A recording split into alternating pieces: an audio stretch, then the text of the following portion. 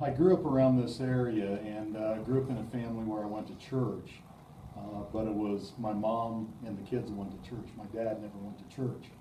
And so I grew up learning about the Bible, learning about Jesus, learning about God, and really thought that was fairly solid. And as a lot of people, when I got into my later teens, I drifted away. Life got busy, life got maybe a little too fun in some ways.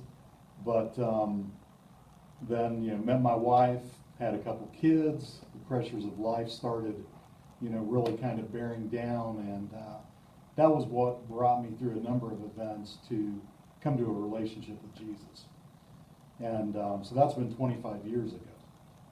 And probably by most accounts, I've had a good life. I mean, not a lot of, major issues, distress, major events have gone bad, but at times there's felt like there's maybe been a little bit of something missing, and my walk with God has kind of, waned at times and that, but never really lost faith.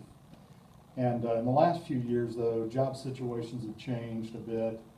They closed down the plant or the facility that I worked at. The company was also sold. I didn't lose my job, but it's sent me into a lot of turmoil.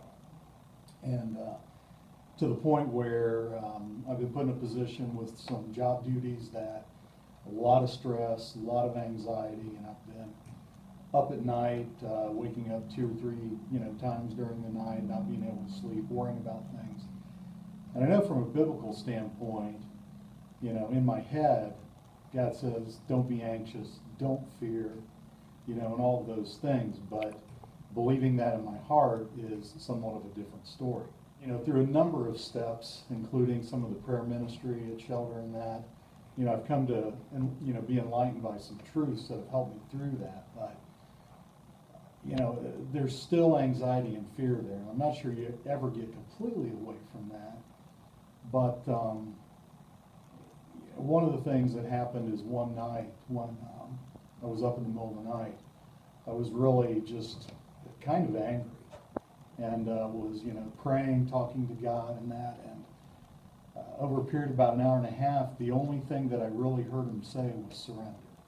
So I started reading through Psalms. And it's amazing how David's on such a roller coaster. I mean, he's praising God, and then he's, sounds like he's angry at God, and he's crying out to God. And it's really been something that I completely identified with those verses and chapters.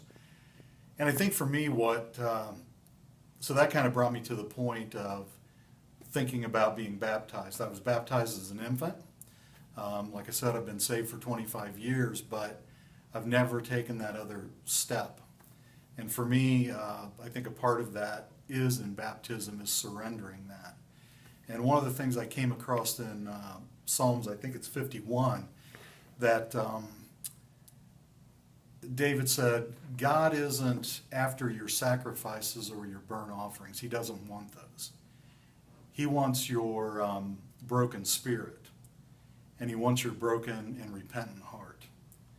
And to me, the meaning of this is that surrender of all of that to him, and more so even than an outward expression of my inward faith is, this is my act of surrender.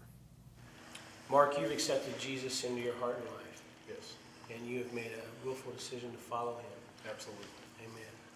Mark, I want to baptize you. If I could just take your hand. Mark, we baptize you in the name of the Father, Son, and the Holy Spirit.